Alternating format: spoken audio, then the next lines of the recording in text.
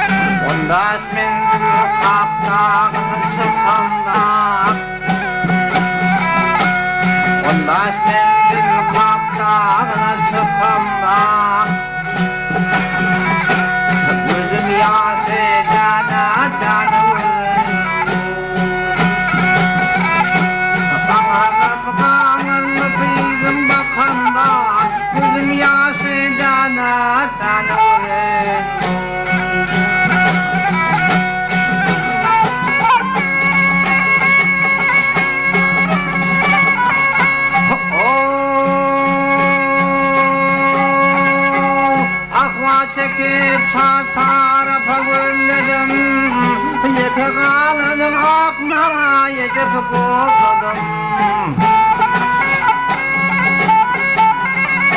Ey mahremlerime mağrufatımı söyledim. O yüreğimde ağrım bu kanı.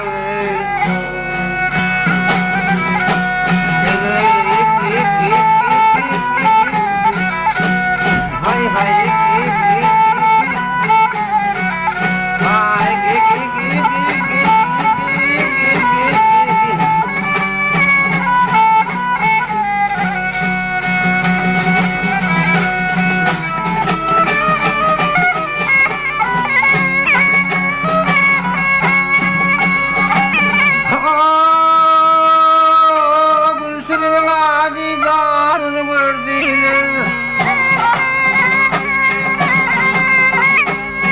Yerinde olur gayretlidir.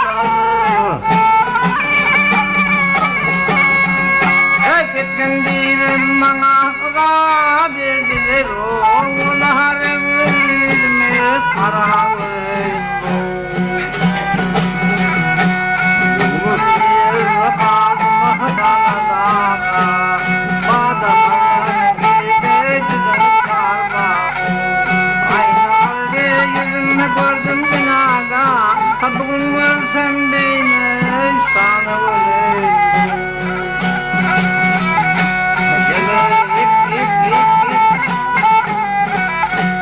Hay hay